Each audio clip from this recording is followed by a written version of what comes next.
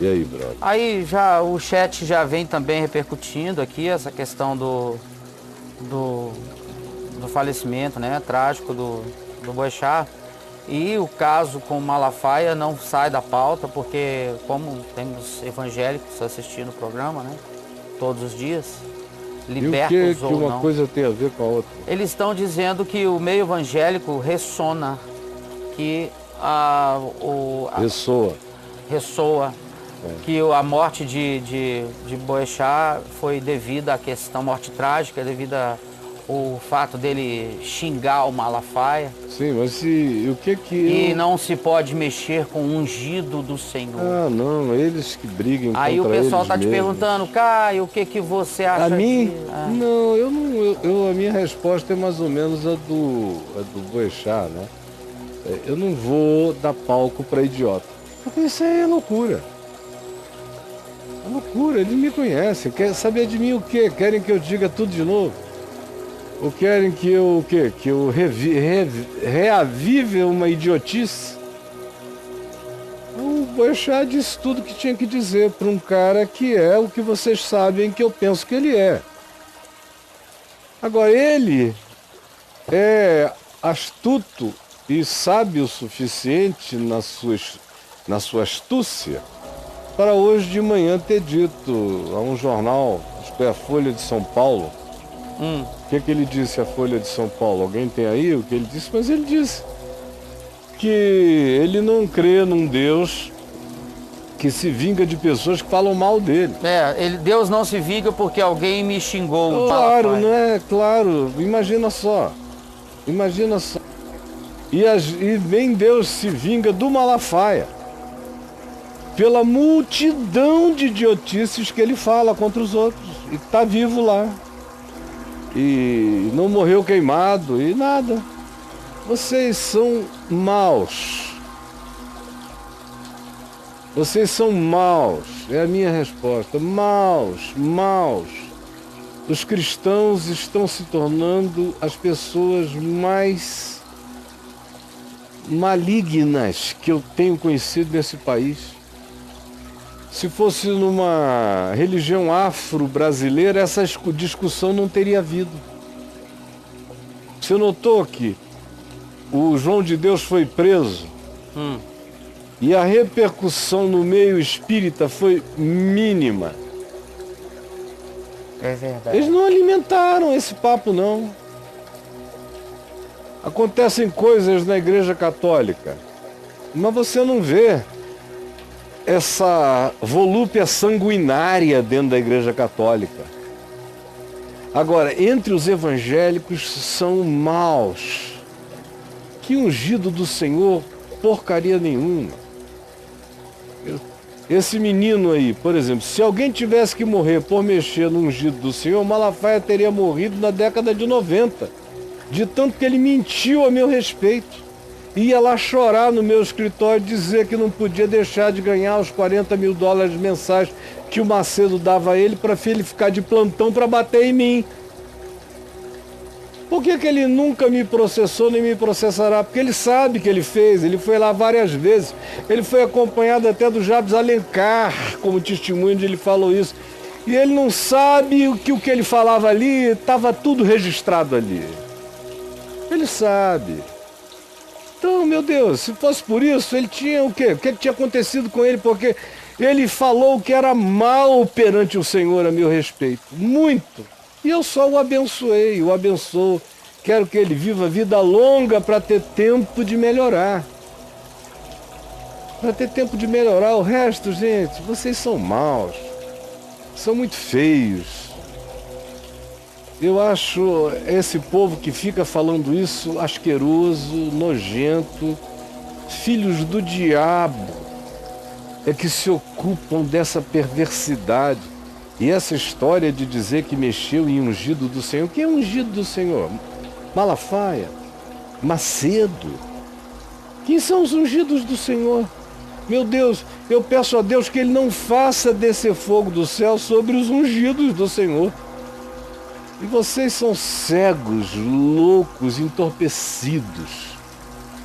Eu não tenho resposta a dar a gente tão ruim. Tenho não.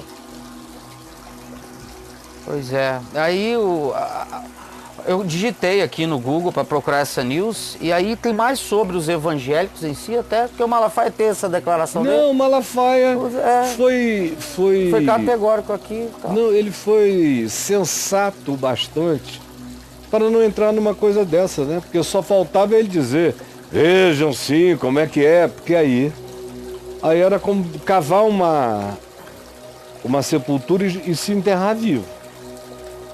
Ia ser vacilo. Ele do ponto de vista nacional, onde ele já é uma das criaturas mais execráveis do país, se ele fizesse um negócio desse, era o fim, era autossepultamento. Ele não é louco, ele é tudo menos louco. Ele não corre atrás de sombra de avião, não rasga dinheiro, não faz um monte de coisa. Não. Ainda não, né? Não, nem fará. Sinceramente, eu espero em Deus é que alguma coisa o faça acordar, a virar crente, a se converter, a cair no pó e na cinza, a chorar, a ter prazer no amor simples de Deus pela criatura humana, só isso. Ele nessa frase ainda diz uma coisa horrorosa, que é, eu não trabalho com Deus, não é isso? Deus não se vinga porque alguém me xingou, diz. Sim, mas o que o Mateus leu aqui foi a palavra trabalho que você leu. Deixa eu achar aqui. Se eu não trabalho com Deus, não foi isso? Eu falei, pelo amor de Deus, que história é essa de trabalho com Deus? Parece papo de quem trabalha com espíritos.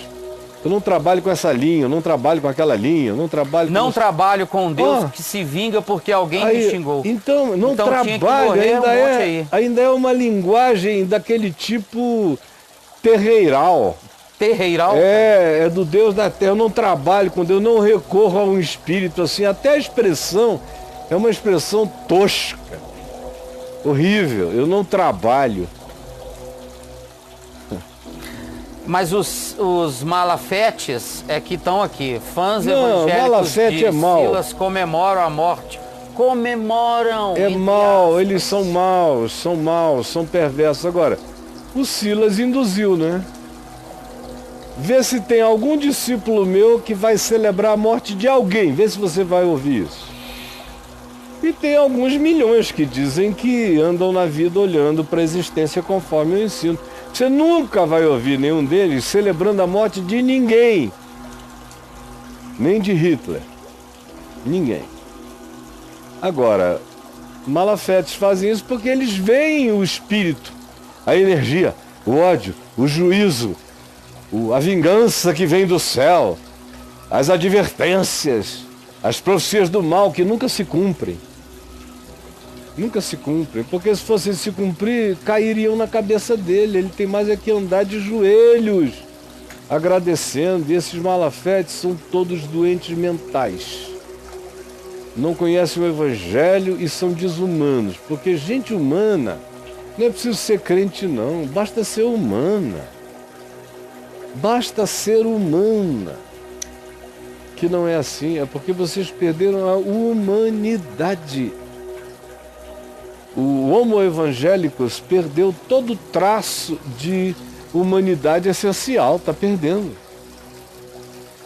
Esses que representam os evangélicos nas mídias sociais em grande escala são criaturas abomináveis, cada dia mais.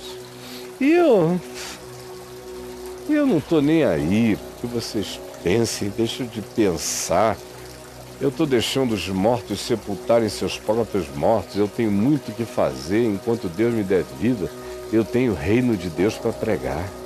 E tem gerações novas se convertendo, que nem sabem da memória da idiotice de vocês. Eu estou falando para o futuro. Eu estou deixando coisas aqui para a geração dos meus netos. Eu estou além de hoje, pregando o Evangelho para quem ainda chegará com fome e com sede, que é o que vocês não têm. Alguns aqui só têm avidez pela mentira, pela fofoca, pela maldade. É muita idiotice. Tem que ter uma paciência brutal para atravessar o corredor evangeliquez dessa idiotice, desse entupimento, desses seres abjetos que caíram na categoria da indefinibilidade. Vamos lá. Ô Caio, uma curiosidade minha aqui, você citou essa questão do João de Deus, que a comunidade espírita tratou de um jeito. Eles disseram A Igreja um Católica, documento aqui, outro documento ali, silêncio. né? A Igreja Católica com esses escândalos de padres, etc. Tal. Cara, e você falou dessa coisa, né? Tem uma explicação racional para isso, Caio? Por que o pessoal da comunidade evangélica tem essa coisa, esse negócio? Você pode deixar eu responder rápido, porque eu estou assim meio irritado agora. Número 1, vem do protestantismo. O protestantismo foi um grupo que protestou. Então, o protestantismo ficou viciado em protestar. Número 2, vem da ênfase positiva e linda do livre exame da Bíblia, ou seja, cada um pode examinar e concluir. Mas isso é positivo. Mas veja só o que acontece na história. Protestantes têm que protestar. Livre exame da Bíblia. Cada um pode ler e enfrentar o Papa e quem quiser. Ou seja, se você é educado, o livre exame da Bíblia te dá acesso à informação. Se você é mal educado, o livre exame da Bíblia dá a você o suposto acesso ao desacato. Você vai ler alguma coisa para desacatar despudoradamente os outros. Terceiro lugar, surgiu o pentecostalismo. No pentecostalismo você tem o espírito protestante, de protestar contra católico e contra tudo que não seja igual. Protestantismo. Você tem o livre exame da Bíblia e você tem mais do que o livre exame. Você tem a livre revelação do Espírito Santo. Então, o que qualquer maluco, abrindo a Bíblia, o livro que só surgiu depois da Reforma Protestante por causa de Gutenberg, botando o dedo ali no horóscopo para ver o que é, e se achar que aquela é uma palavra útil para ofender alguém na congregação, que você não gosta ou que esteja falando mal de você, você lê. Assim diz o Senhor, e diz, irmão, o Senhor está me dando testemunho que é para você essa palavra. Ou pode ser pior ainda, fechar o olho, assim diz o Senhor, e anarquizar todo mundo. Naquela pior carnalidade de emoções homicidas e detratoras do mundo, como a gente vê aqui, e eu vejo a minha vida inteira. Então eu podia falar mais 10 coisas, dava um livro desse fenômeno. Mas essas 3 servem para explicar por que os evangélicos são como eles são. Vício no protesto, havendo causa ou não, nós estamos aqui para ser do contra. Número 2, o livre exame dá permissão a gente boa de entender o que é certo e a idiotas de entenderem o errado e proclamarem essa idiotice. Número 3, vem o pentecostalismo com a leitura da Bíblia por indicação horoscopista em cima do livro, pós-Gutenberg, e pelo recebimento de qualquer revelação que não tenha nada a ver com o que Jesus mandou ensinar como evangelho, mas que em nome do Espírito Santo a gente derrama sobre os outros. E vem aí o 4º elemento. As redes sociais, que fizeram de todo protestante idiotado, de todo indivíduo que supõe que sabe alguma coisa de Bíblia, de todo horoscopista surtado e de todo profeta malucado, alguém que tem a plataforma para o derrame de todas as loucuras. Se você for ver um bando de menino bobo que não sabe, não passa no Enem. São os caras que não sabem nada. Se você perguntar quem foi Getúlio Vargas, ele não sabe. Mas sobre isso ele tem firme opinião a dar. Não sabe nada. Então, essa é a vontade de Deus, que eu passe o resto das minhas vidas respondendo à ignorância, à loucura, à estupidez, à doença dos fariseus, a dos filhos dos fariseus e a dos prosélitos dos fariseus. É triste. Vão se tornando cada vez mais filhos do inferno, como Jesus disse em Mateus 23. Mas o herege sou eu. Fiquem tranquilos, o herege sou eu. O herege é você. Vamos lá. Mais uma saideirinha aqui relativa a essa questão da visão dos evangélicos relativa à morte do Boechat. Caião, eu sei que isso aí não é a visão dos evangélicos, é uma expressão do juízo que vem sobre os evangélicos. Porque falar assim é chamar juízo, cara. É piorar ainda mais o caldo. Chamar juízo. Chamar juízo. Eles estão chamando juízo. Espera só que você vai ver em 2, 3, 4 anos. Tem muito meteoro de ficha cósmica para cair na cabeça desses enlouquecidos. Estão chamando juízo. Mas vamos lá. Ainda bem que o Malafaia teve o bom senso de dizer: embora tenha dito, eu não trabalho com um Deus assim, que é quase uma coisa de um feiticeiro que trabalha com essa qualidade de espíritos, disso, daquilo, eu não trabalho. Lamento muito, mas vernáculo ajuda, meu filho, português ajuda, boa escolha de palavras ajuda, mas a gente tem que conhecê-las para poder usá-las. Vamos lá. Pois então, aí o cara escreve aqui, ele fala assim: Caio, eu sei que muitas pessoas que se dizem ateus, no fundo acreditam em Deus, mas a minha pergunta é a seguinte: é possível um ateu encontrar a salvação do ponto de vista do Evangelho de Cristo, Caio? Claro, meu filho, entra aí, escreve a ordem de Melquisedeque. Eu não estou com tempo para responder o que eu respondo todo dia. Claro, eu passei aqui dizendo que o Boechat está no céu. Esse cara fez a confissão do Evangelho que muitos de vocês nunca sonharam em fazer. Eu preguei hoje aqui sobre o filho que dizia vou e não ia, e o filho que dizia não vou e iria. De quem que vocês acham que eu estava falando? Pelo amor de Jesus. Ai, socorro, Senhor. Mas, filho, eu sei que você não tem culpa de não saber de nada. Você só chegou hoje aqui, talvez, ou semana passada. Eu é que estou cansado da mesma coisa a vida inteira. Mas é claro que é possível. Esse negócio de ateísmo é uma coisa ideológica. Isso não tem nada a ver com Deus, só tem a ver com ideologia, entendeu?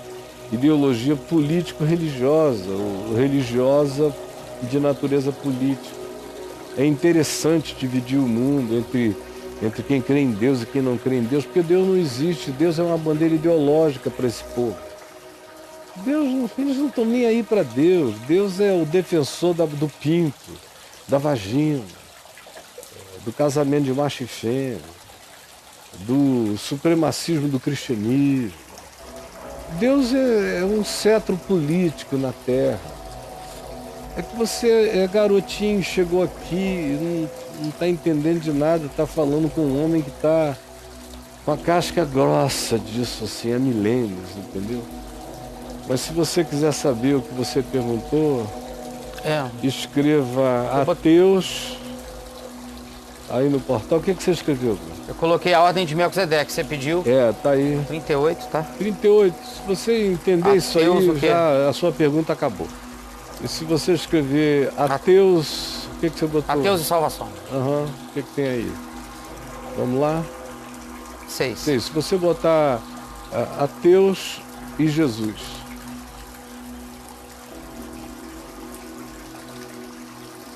31. 31. Se você botar ateus e eu e os ateus. Ateus e eu. 58. Pois é, isso é só comigo. Então, tá aí, filhinho, vai lá e se ajude, por favor, tá bom? Mas eu tô indo encontrar meu amigo Boechat no céu. Se você quiser vir junto, chegue. Amém, Caio. Ande no mesmo caminho. Leia Mateus 25. Porque eu tive fome e tu me deste de comer. Se o Boechat chega no céu e Jesus diz: vem, Boechat, bendito do meu Pai, toma posse do reino que te está preparado desde antes da fundação do mundo. E Boechat perguntará: por que, Senhor? E Jesus lhe dirá: porque eu tive fome, Boechat, e você me deu de comer. Eu tive sede, você me deu de beber. Eu estive nu e você me vestiu. Eu fui forasteiro e você me abrigou. Eu estive preso e você se solidarizou comigo. E o Boechat dirá: quando foi, Senhor, que eu te vi em todas essas circunstâncias e fiz isso em teu favor? E Jesus dirá a Boechat: sempre que tu fizeste a um desses meus pequeninos irmãos na sociedade humana, Boechat, era a mim que tu fazias. Essa é a única resposta do Evangelho, está no capítulo 25, o resto é brincadeira de mortos fazendo teologia para os seus próprios mortos. Estou fora. Vamos lá. É isso aí. Capa do G1 São Paulo. G1 de São Paulo com a frase da esposa dele que fala exatamente aquilo que você acabou de dizer. Qual foi? Tá Bota, aí? Thiago, bota aí. Roda aí. Era o ateu que mais praticava o amor ao próximo, diz viúva de Ricardo Boechat. Foi isso que eu disse a ele a vida inteira, que é ateu que nada, cara. E como eu disse, a gente nunca terminou um almoço e um jantar sem eu pegar na mão dele e fazer uma oração. E ele dizia amém. E me dizia que tinha o maior orgulho de ser meu amigo pelo que eu cria. Como eu disse há pouco, as brincadeiras que ele fazia falando sério. Eu não creio em Deus, mas eu creio em Deus em ti. Deus existe em você. Pelo amor de Deus, respeitem o sentido da vida. Não dá para vocês entenderem, ou vocês, tendo ouvidos, não ouvem, tendo olhos, não veem, e tendo coração, o bloquearam para perceber o sentido da verdade na vida. É muito triste que seja assim para você. Vamos lá. Tem como diz Boechat, toca o barco. Toca o barco, irmão. Vamos tocar o barco. Solta aqui. o cabo da nau. Vamos tocar o barquinho aqui.